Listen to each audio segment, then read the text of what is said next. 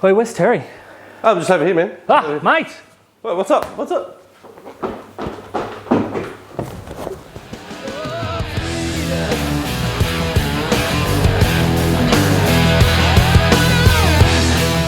Hey guys, welcome back to another episode of Rugby League Outlaws, brought to you by our great mates at Top Sports, onelittlefootyfan.com.au and the Stubby Club. Dan, short weekend of footy is a good weekend of footy sometimes. Short weekend, it was great, well said. Let's go. Let's straight into it. Now we're saying that a short weekend of footy can be a good weekend, but geez, it wasn't for Luke Brooks, was it? No, look, I think this was the week where it all comes crumbling down. I cannot see any way that he is named this week. The pressure got to him. He's on $1.2 million and won't dive on the ball. For me, the shark has well and truly been jumped. Mate, he down a player, second tackle, kicking the ball. Smart. Air swing, terrible defence. He's in the papers saying that, you know, the leaks about him are all wrong. They're not backing him. He's never been dropped. No, he hasn't. How much more could they possibly back him? He said, I want to go to Newcastle. Newcastle said, on your way, mate, get the train. We'll pick you up at the station. The Tigers said no, and they spent all year blaming him for everything. Now, I copped a little bit of grief on Twitter this week for saying Brooks was in the media and he said, I'm going to look after myself with the next contract. You know, I'm going to be selfish, etc. He's on $1 million and he's playing like not very well. How much more selfish can he be? He's not going to get anywhere near this money the next time he's on the open market. He's still got another year as well. And you're talking about now, like the Dolphins have said potentially they'd be interested in Luke Brooks if the Tigers chip in half. That's still $550,000. Now, I know the other $550 will come in handy for him, but Jesus. They're really, I mean, they've got no one else to blame but themselves, the Tigers. But the fans are at each other. No one can agree on who to blame. I don't think it's about place and blame. I think it's about moving forward. You know, we made a mistake. Okay, cop the $550,000, whatever. Let's get him off the books. Let's get Dewey into the halves, because he, during the week, came out and evidently said he wants to play in the halves or he wants to be dropped to New South Wales Cup to play in the halves. This is a player who was their best player last year by a long, long way. But even so, for someone who's, you know, this isn't Jonathan Thurston we're talking about. This is a fringe reserve grader come up and say, you know, I want this, blah, blah, blah. And for it to get out, like, we love bagging the Tigers. We don't need the help. It's just fallen into our laps. I mean, you say that Hastings, Dewey and Brooks, I couldn't pick their best halves combination because none of them are in form. There is no good best halves combination. No, it's not. It's, I could go on literally all night bagging the Tigers. Look, I don't want other teams to win because I don't care. I got nothing specifically against them, but they are horrible. They are an embarrassment to rugby league. And if we saw Lachlan Coote come out during the week and say St Helens can beat NRL teams, no, they can't. But they might beat the Tigers, who are not an NRL team.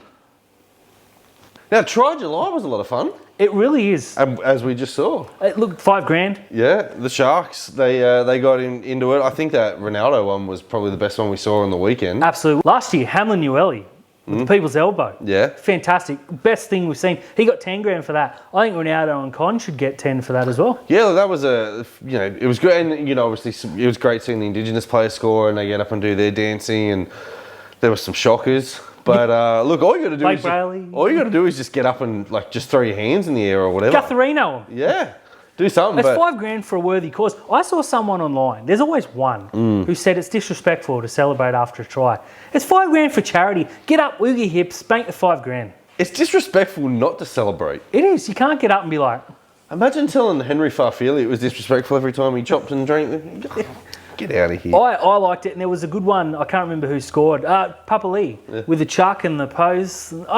It's good to see. But, you know, Blake Brayley should never, ever dance again. No, ever. Now, speaking of things creeping into the game, like we love the Try July, but some sin binnings, some very soft sin binnings, very controversial sin binnings. Very controversial. Some controversial send-offs, some soft sin binnings.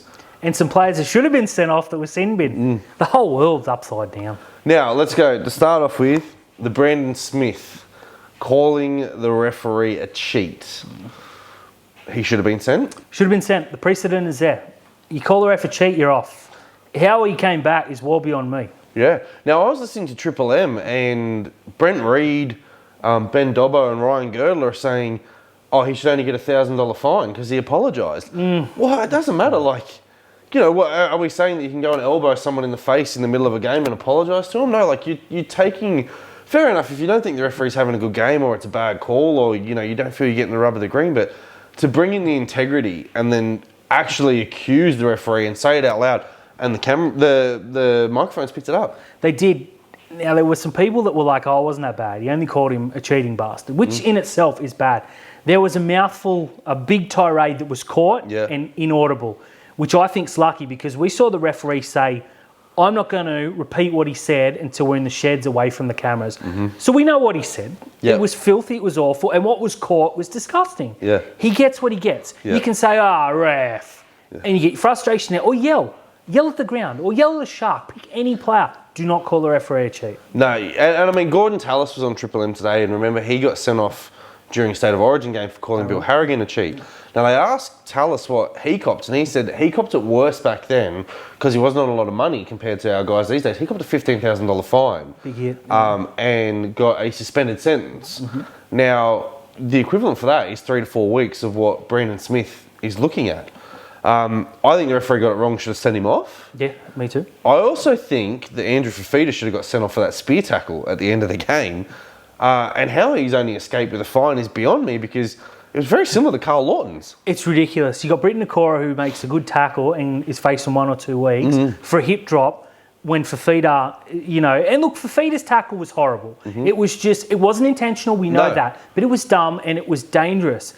The hip drop is the in thing, and the judiciary are like, we got to get it. It's like the crush tackle. This time last year, Crushall, you're off for 2 weeks, you're off for 4 weeks. Now it's like, who cares about the crush? Now, I've gone back and had a look at the hip drops that some players have been charged with that haven't been graded, but it seems very consistent with what Britton Nakora did.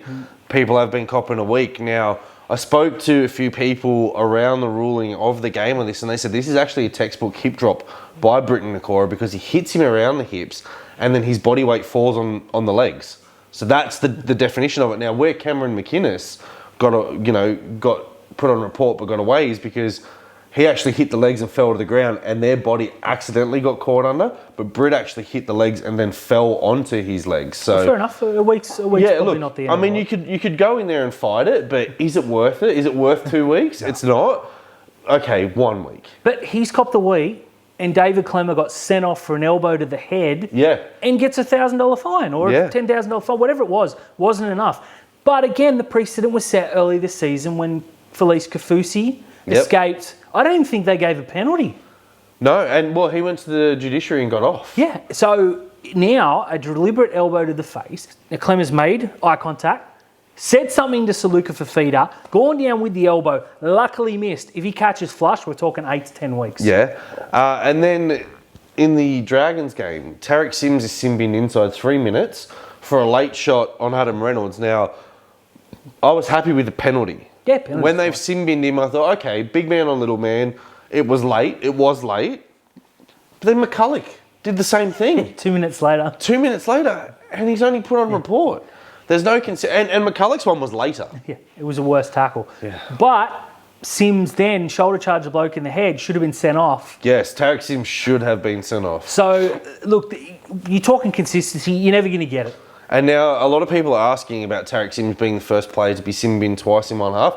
Kane Evans last year against the Cronulla Sharks, second half in the Warriors' win over us. Cam Munster in the grand final? Or one no, they were in two separate. Victor Radley last year was sin-binned twice. Ah, yes. In one half. Michael Butner, 2003, I think it was, Parramatta against Newcastle. Someone asked me if he was playing for the Eels or the Bears. The Bears didn't exist then. Just very quickly, the race for the wooden spoon is heating up between the Tigers and the Titans. Two-team competition now. Yeah, it is. I think the Bulldogs have done enough to get themselves out of there. The Warriors beating the Tigers got themselves out, maybe. That's the race now. Who's your tip, Tigers or Titans? Tigers. Tigers for mine. Titans are playing terrible football, but are a far better squad. And the race for the top 8 now. Manly jump back into the top 8 off the back of the bye. The Dragons losing. Better on for and against. I think the top 6 teams are locked into the finals now. I don't know in what order. Melbourne 3rd, Cronulla 4th, Brisbane 5th, Parramatta 6th. Those teams will be in there. It's 7th and 8th. Dragons and Manly are probably the teams that are going to fight that out there.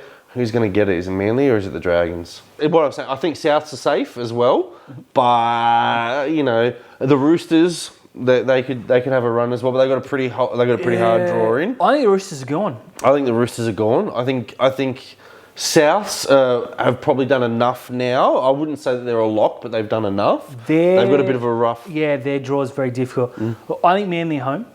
Dragons or Souths? Flip of the coin. They're both fodder. Bunnies. I think Souths are going to nail 7th. Yeah. I think the Dragons are going to get 8th off off the back of Ben Hunt. I think you saw today how much the Dragons miss Ben Hunt. We're seeing Manly consistent, inconsistent. I think the Dragons could do enough to get over the top of Manly here. The Broncos are missing 28 players. The Dragons are missing Ben Hunt. They miss Ben Hunt more.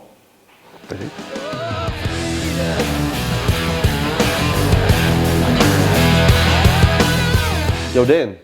Talk to me, Terry. What's the Guru got for us this week? G'day boys, thanks for having me on once again. A bit of news in Clubland, not a heap, but just one to keep an eye on. Cody Nikorima, who's been playing for the South Sydney Rabbitohs for the last few weeks. He's come from the New Zealand Warriors. The recruitment manager there was Peter O'Sullivan before he left. He's the one that got him to the New Zealand Warriors. I'm hearing that he will sign with the Dolphins very soon. It's been thrown around a lot lately. I think it's pretty obvious, and I think you'll see it fall into place very soon. Soon after that, I believe you'll see Matt Lodge sign there as well. It's going to depend how it goes with the Sydney Roosters over the next few weeks, but personally, I think it's going to take a lot over the next few weeks to happen for Matt Lodge to stay there. I do think you'll see him link up with his father-in-law, Peter O'Sullivan at the Dolphins. Wayne Bennett, a fan of both these guys. He's coached Nikorima before. We've heard him talk about Matt Lodge in the past.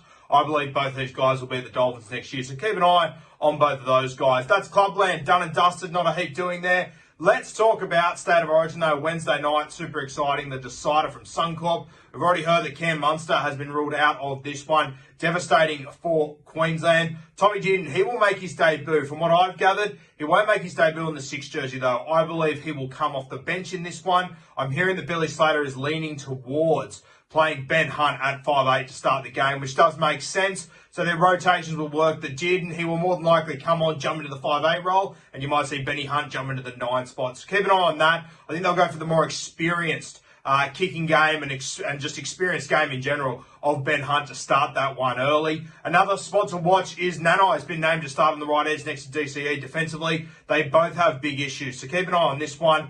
I think there'll be a change before kickoff. I think they'll either go with Jai Arrow, the experienced head in that key defensive spot, or they'll go for the debutant Tommy Gilbert, who defensively is extremely solid, and I think he'd be the better guy to go with there. Personally, I don't think they'll start with Nanai playing there, and I'm hearing whispers that it probably won't play out that way. For the New South Wales Blues, it's obviously been a pretty chaotic camp for them. A heap of guys in and out. COVID, Nico Hines, Jordan McLean ruled out the other day. Saifidi's come in. Junior Borlo, he's been named on the bench as it stands right now. For me, I think he will come in. I'd be shocked if he doesn't start this game. I think he has to. I think Jacob Saifidi, he will make his Origin debut coming off the bench for New South Wales in Game 3. Regan Campbell-Gillard overlooked for this one. I think a lot of people were shocked by that one, as was I.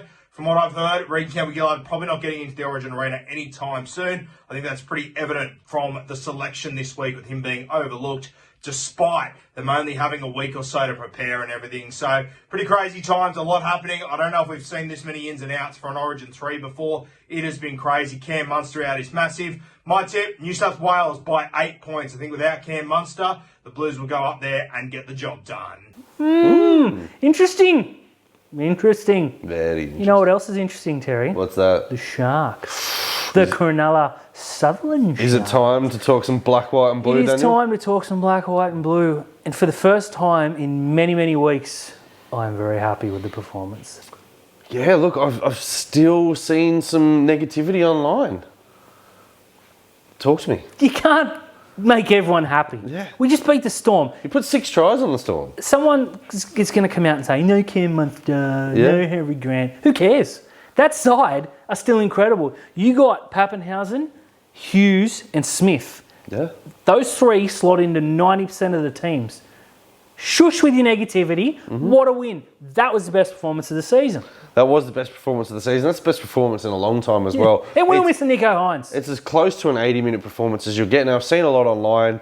The Storm are missing Xavier Coates and Ramba Smith here, but they've been missing them for weeks. Okay, I get excuse. Cam Munster was out. I get Harry Grant's out. Felice Kafusi as well. We lost Nico Hines and Toby Rudolph 48 hours from kickoff. Yeah, it couldn't have been good. You saw Trindle. More disarray, yeah. Well, Trindle in the after game. Great press conference, by the way. His little nephew stole the show. They asked him, when did you find out? And he said, I sort of knew 48 hours, but I didn't know until yesterday. Yeah. That's a kid with like 15 NRL games. Get in there and win the game. It's against the Storm, don't worry about it. That's brilliant. Absolutely as well. And then, Toby Rudolph as well. I saw people online, dismissing him, but he's been really important to us this last month. Yeah, he's been our best prop for a couple of weeks in a row now. Now, it did necessitate the early return of Braden Hamlin-Uele, who absolutely had a blinder considering. Yeah, look, I mean, it's great to have Braden back and just that size. Him and Royce Hunt, that's a great 1-2 punch. Andy Fafita rolled back the clock. Yeah, he had over 100 metres for the first time. Arguably his best game up until the brain snap at the end Since 2019. Yeah. Was the last time he ran for 100 metres. Aiden Tolman, I've seen people turn around and go, how does Aiden Tolman get in the team? Watch the game. Yeah. Just watch the game. Football, that's why. But for mine, the importance of one player and one player only, and you and I will talk about it during the week, that's Dale Finucane. Dale Finucane. What a man.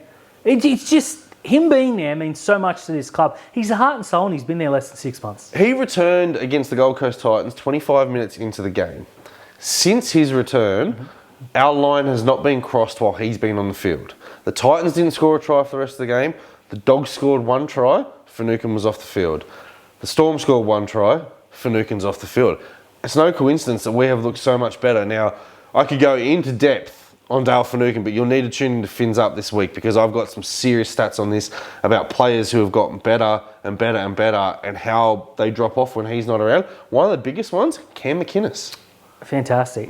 He had arguably his best game of the season too. Absolutely. He bossed a very, very good and big Storm pack. And every time Nelson ran at him, I'm sitting there going, man, big man, little man won. Nelson had an absolute shocker. Yeah, I think it's fair to say, I'm trying not to be too negative, but he was very, very, not that he didn't play well, we just contained him. Absolutely, and his offloads as well. We stopped his offloads. Now, one player, he scores a hat-trick, and people are begging for him to be dropped. Like, how do you drop Jesse Ramian after that? He took it to arguably the best centre in the game and came out on top. Yeah, he absolutely bathed Justin Olam, which going into the game, we were a little bit worried about that matchup because Olam on his day is destructive. And Ramian said, not today, my friend. No, and now if you have a look at this, the comparisons for Jesse Ramian's whole of 2018 compared to what he's put up in 2022, we've got a better version of Jesse Ramian. We do. We have a player who is prone to a brain snap. Yeah. I don't think that's unfair. I get his hands as well, but have a look at some of the shocking passes he was getting. Yeah, he picked up some beauties this week. I don't know. He must have been listening to the hype and went out to prove a point. That Jesse Ramian is Give me that every week.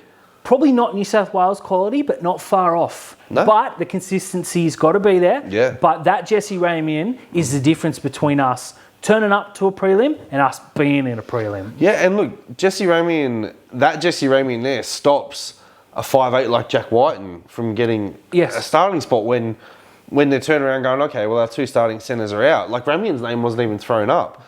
But this type of performance from Jess gets him there, and we just need that every week. It's not about the tries either from Jess. It's about his decision-making because he threw a bad pass and then, he made the right pass to Katoa. If he makes the right pass 9 out of 10 times, if he throws the dummy, because sometimes he throws a poor dummy. Yeah, he does. This Katoa Ronaldo, feud, this try-scoring race. Give it to me. Is so good. Yeah. I love it. And you see the wink. Katoa gets up. Hey, Ronnie, what are you going to do? Then Ronaldo scores the next set. So, That try from Ronaldo, the kick from Moylan, the pick up, and then the conversion from Trindle. It was just perfect. It was brilliant football. I can't find any negatives, and I'm not going to try because, it was fun. Now, speaking of brilliant football, Matt Moylan, for the third straight week, has been the fans' player of the match, arguably the man of the match in all of those games as well. I gave my 3 points to Matt Moylan because I just think without him we don't win. He created the space for Ramian's tries. Yeah, he did. We got Moylan for another 2 years, a very friendly contract. Very friendly. This gives us time to develop Braden Trindle again, Cade Dykes, or go to the market. I'm happy with this signing. Me too. We had no choice. He's been too good to drop. How do you say to your best player over the last month, arguably with Nico, of course, we can't do 2 years on a friendly contract. And imagine this Moylan in the form and the Broncos were apparently in for him. You put him next to Adam Reynolds. No thanks, we had to keep him. Yeah, we did. Very, very happy. Great And stuff. that's 8 years of that. Well, that's nearly a decade of him at our club. What about a shout out to our good mate Gaz? Yeah. That graphic to announce the re-signing. Of him and Britton Nakora. Oh, just brilliant stuff. Goes with everything. The club is so good right now. Now, Dan, there's a bit of a conundrum for this week coming up here, and it's one player, Connor Tracy. Had 173 metres, a line break, 4 tackle breaks. Did he do enough personally for mine? I think Talakai comes back in. Yes, but we'll be without a back rower. We will. I don't think you rob Peter to go and feed Paul. I think T. Wilton just comes off the bench. Yeah. And then Tommy Hazelton comes into the team. Don't hate it. Or Jesse Colehern, he was the 18th man. Yeah. There's plenty of ways. You could put, my thinking of course is you put Talakai in and keep Connor at centre for 1 week. But Talakai cannot be changed. He has to play 80 minutes. This is a good conundrum to have because earlier in the season we're saying who's going to play centre. Now it's like, who's going to play centre? Yeah. There's too many options. I mean, you could probably just go and put Connor Tracy in the back row for a week. He ain't going to let you down. The way he ran, there will be some clubs, like a host of clubs that would say, Connor, you want to come play football every week? Of course he can say no because he's a Shark for life now. But good problem to have. Well, I mean, the Tigers, the Knights, the Titans, the Dolphins. Yeah. These are the clubs that should be turning to Cronulla going, obviously the Dolphins can't give us anything at the moment because they're struggling to get players. That's true. But, I don't know, but I don't want to see Connor Tracy go anywhere else. No, me neither. But he's a player who should be playing first grade. Now, he's a player that could go back and play for the Jets quite easily. But who do you remove out of that Jets lineup? Now, speaking of the Jets, an incredible 46-14 win over Mounties, highlighted by Frank the Tank Pele, a hat trick, and he ran 90 metres in one of them. Incredible. Tommy Hazelton, what an offload. No one got to him. Anyone that hasn't seen the game, there are some highlights on New South Wales Rugby League. Website, which is good in Facebook, I believe. Shout out to Johnny Trad because people are saying, how do you know so-and-so is scoring tries? Well, you follow the bloke, he puts 50 videos up a game. It's fantastic. The Jets are flying. Yeah. Second place, a point behind the high-flying Panthers. Who held on just against the Bulldogs, who we beat the week before. So, I mean, this is just going to be cracking. And also as well, we've got the Harvey Norman Women's Premiership. We're in the grand final. They're in the grand final. The Flag are in the top 4 off a 50-point to whatever, 4 win. Jeez, the club's flying at the moment. Absolutely.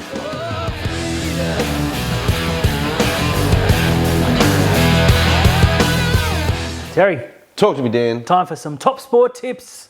Oh, a perfect round. A perfect round last week. Yeah. 4 games. Yeah. Illegitimate. Who cares? No, but a couple of weeks ago, you were sitting there going... 4 games. I'm Terry. I got a perfect round. Dan, No, Terry. No. But how's Dan? This is now. Let's focus on the games coming up. But it's... I'm Terry. Friday night, 6 o'clock. Game of the round. Cowboys and Sharks. It is the game Top of the 4 round. clash, legitimately. Yeah. Second versus fourth. We did the Cowboys a huge favour. Get into second spot on this one here. An important win for us to beat the Storm as well, which we didn't talk about because if the Storm had won, they would have been on 26 points with the Cowboys. It would have been a 4-point gap. Yeah. Would have brought us back to the pack there a little bit. Instead, the Cowboys go second. I think we're going to go out there and knock them off. Cowboys are going to have 30 players coming off Origin duty too, so we're going to have the one. Nico and Togi will be back. Yep. Hopefully, fingers crossed. Looking good from what we're hearing. Let's hit the Cows because the jinx streak is well and truly on. We can go up there and do the dash. It's going to be a tough game in front of a big vocal crowd. With Tommy Dearden coming in. Yeah. Nanai supposedly... Nanai starting. Tommy Dearden starting at 6. Tuolangi, I don't know if he'll be in time to get there. Jordan McLean out with a hamstring injury. Tom Gilbert on the bench. It's really no excuses. There isn't, and they have Chad Townsend. Yeah, look, that's the big one, whether he plays well or not. Yeah. This is legitimately the game of the round, but also our game of the round for that. The battle of the halfbacks, we've been waiting all year for this. Now, I still think here if we win, we'll probably stay in fourth, but a win here helps us lock in fourth. I'm going to pick us to win. Cows for the jinx. Friday night. Game of the round, Terry. Friday night. It was versus the Warriors. They got this the long way round. Yeah, they did. Absolutely, they did. Para by plenty. Yeah, I'm not even going to give this game any airtime. Para by plenty. Yeah, look, good for the Warriors to go home, get the win. They then have the bye, come back to Australia now. Yeah, the feel-good story's over. 3 o'clock Saturday afternoon, up on the Central Coast, Roosters versus the Dragons. This is going to be a cracking game. Okay, I'm looking forward to this. Ben Hunt's back. Looks like Luke Keary's going to miss another game, which is starting to worry me a little bit. They can't put Joey Manu at 6 again. No, I think the option is him out wide. I'm going to go on record right now, Terry, and say if the Roosters lose this game, season over, that's the way I see it going. You think the Dragons are going to do it? I think the Dragons are going to win. I think they were pretty good against the Bronx. I think for the purpose of the fact that the Roosters know that it's now or never, they have to start getting it right. They have to start clicking. They haven't missed the final since 2016. I'm going to pick them to win this game, only just. But I'll say this, if Joey Manu is at 6, they won't win. Dragons for mine. 5:30 at Four Pines Stadium. We have the Manly Warringah Seagulls against the Newcastle Knights. Now, this was a grudge match all the way, through... Carroll versus... Yeah, growing up watching footy. Chief versus Spud. Tuvey and Johns battling each other as well. There's going to be a bit of a mismatch, this one. Now it's Dom Young versus whoever.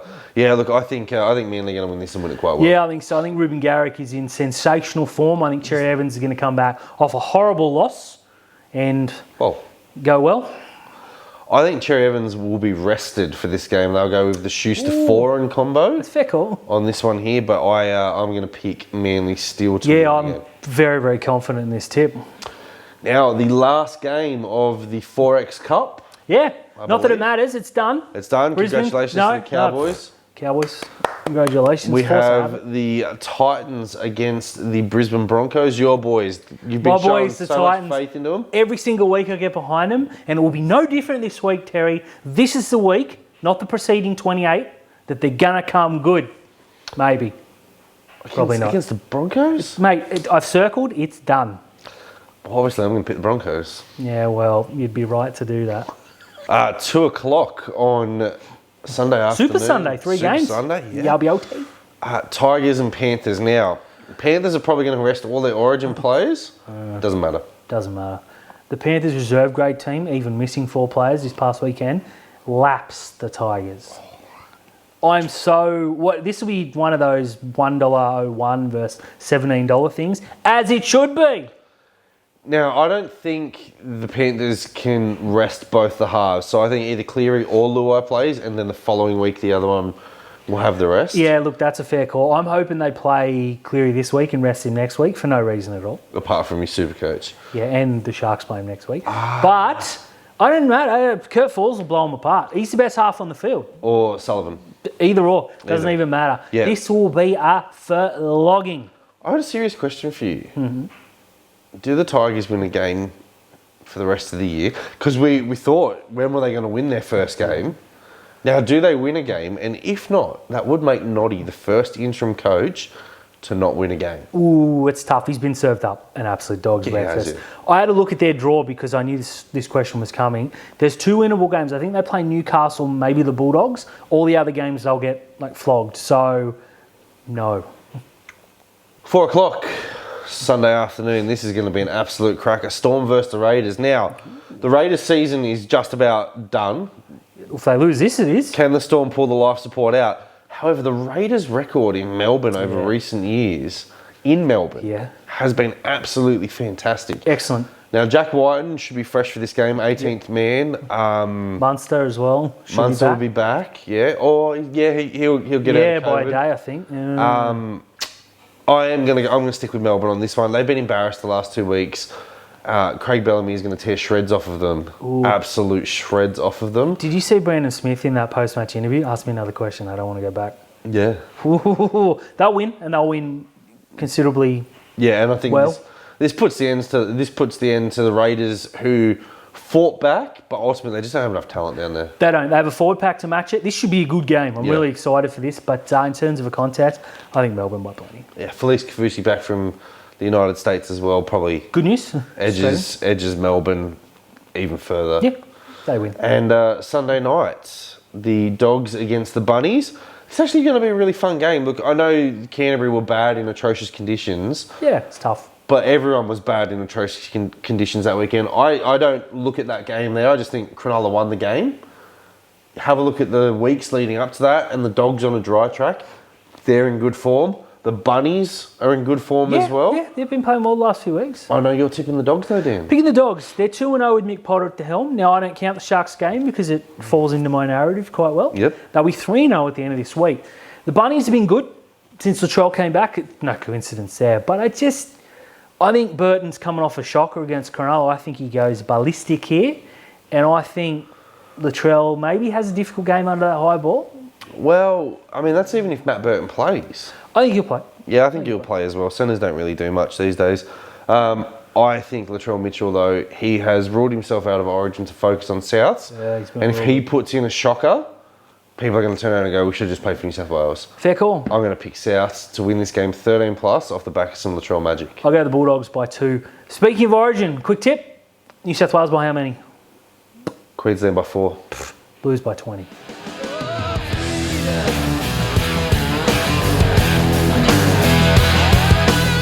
Hey guys, thanks for tuning in to another episode of Rugby League Outlaws, brought to you by Punctured Media, our good friends at Top Sports, onelittleFootyFan.com.au, and the Stubby Club. Don't forget to like and subscribe, follow everyone, some interactions as well. Trash Dan and I in the comments, we absolutely love it. Dan. Tom Dearden is playing Origin on Wednesday night. Rugby League, baby!